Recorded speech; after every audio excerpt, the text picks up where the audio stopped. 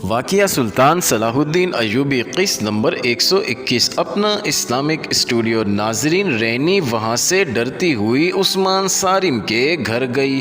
اس کی ماں کے پاس بیٹھی النور کی باتیں کرتی رہی۔ اس نے عثمان کے متعلق پوچھا تو اس کی ماں نے بتایا کہ وہ شام کے بعد ہی گھر سے نکل گیا تھا۔ رینی کو خیال آ گیا کہ وہ دیوار توڑنے کی مہم پر چلا گیا ہوگا۔ وہ اسے روکنا چاہتی تھی۔ اسے ڈر یہ تھا کہ ان کا اجتماع میں کوئی اور مخبر بھی ہوگا، کہیں ایسا نہ ہو کہ کسی اور نے فوج کو اطلاع دے دی ہو۔ وہ باہر نکل گئی اور اس طرف چل پڑی جس طرف سے ان لوگوں نے دیوار توڑنے کا منصوبہ بنایا تھا۔ اس مسلمان نے جسے اس نے کنویں میں پھینک دیا تھا بتا دیا تھا کہ چھاپا مار دیوار کے اوپر جا کر صلیبی تیر اندازوں کو ایسے طریقے سے ختم کریں گے کہ کسی کو پتہ نہ چل سکے۔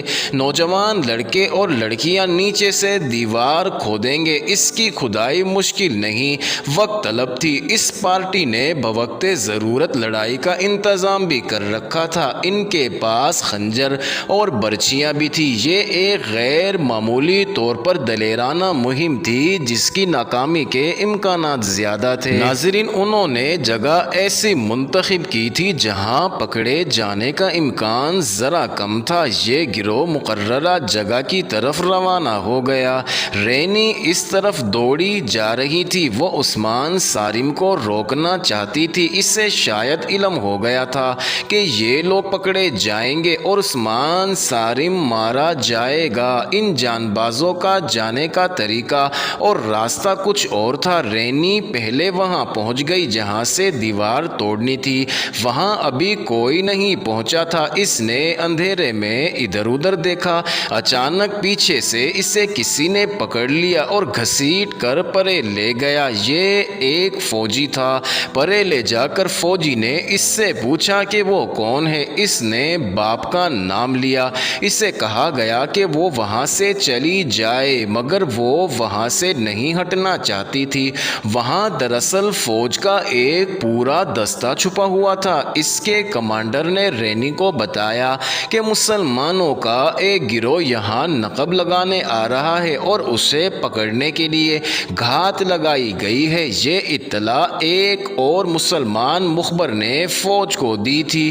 رینی انہیں یہ نہیں کہہ سکتی تھی کہ وہ گھات سے اٹھ جائیں۔ وہ تو صرف عثمان صارم کو بچانا چاہتی تھی۔ اس مسلمان نوجوان کی محبت نے اس کی عقل پر پردہ ڈال دیا تھا۔ اتنے میں ایک فوجی نے کہا، اطلاع غلط نہیں تھی، وہ آ رہے ہیں۔ رینی تڑپ اٹھی۔ اس نے چلا کر کہا، عثمان واپس چلے جاؤ۔ دستے کے کمانڈر نے اس کے منہ پر ہاتھ رکھ دیا اور کہا، یہ بدبخت جاسوس معلوم ہوتی ہے، اسے گرفتار کر لو۔ لیکن گرفتاری کی انہیں مہلت نہ ملی کیونکہ کچھ دور سے شور شرابہ سنائی دینے لگا تھا۔ جان بازوں کی یہ پارٹی سیدھی گھات میں آ گئی تھی۔ صلیبیوں کے دستے کی تعداد زیادہ تھی، بیشتر اس کے کہ جان باز سنبھلتے وہ گھیرے میں آ چکے تھے۔ مشعلیں جل اٹھیں جن کی روشنی میں جان باز صاف نظر آنے لگے۔ ان کے پاس کھدائی کا سامان، برچیاں اور خنجر تھے۔ بھاگ نکلنے کی کوئی صورت نہیں تھی۔ ان میں 11 لڑکیاں تھیں۔ صلیبی کمانڈر نے بلند آواز سے کہا، لڑکیوں کو زندہ پکڑو، چھاپا ماروں میں سے کسی نے کہا، مجاہدوں بھاگنا نہیں، ایک ایک لڑکی کو ساتھ رکھو۔ ناظرین، اور جو معرکہ لڑا گیا وہ بڑا ہی خون ریز تھا۔ چھاپا مار تو تربیت یافتہ لڑاکے تھے، خوب لڑے، لیکن لڑکوں اور لڑکیوں نے صلیبیوں کو حیران کر دیا۔ لڑکیاں ڈرنے کی بجائے نوجوانوں کو للکار رہی تھیں۔ انہیں زندہ پکڑنے کی کوشش میں متعدد صلیبی ان کے خنجروں کا شکار ہو گئے مگر صلیبی تعداد میں زیادہ تھے۔ چونکہ یہ معرکہ قلعے میں لڑا جا رہا تھا اس لیے صلیبی فوج کے 2 دستے اور آ گئے۔ اس معرکے میں ایک نسوانی آواز بار بار سنائی دیتی تھی، عثمان نکل جاؤ، عثمان تم نکل جاؤ۔ یہ رینی کی آواز تھی۔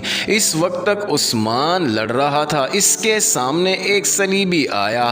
عثمان کے پاس خنجر تھا اور صلیبی کے پاس تلوار۔ اچانک اس صلیبی सलीबी की पीठ में एक खंजर दाखिल हो गया।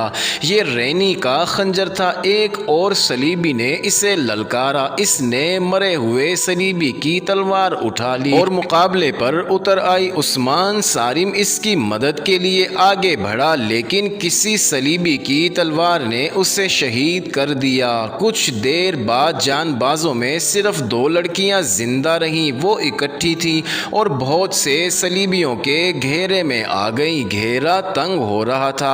उन्हें कहा गया कि वो खंजर फेंक दे। दोनों ने एक दूसरी की तरफ देखा। दोनों ने बेक वक्त अपना अपना खंजर अपने अपने दिल पर रखा और दूसरे लम्हे उन्होंने खंजर अपने दिलों में उतार दिए।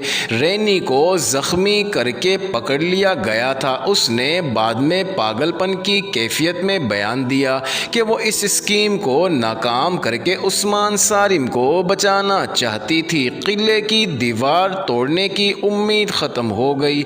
शहर के अंदर मुसलमानों की तखरीबकारी भी ख़त्म हो गई।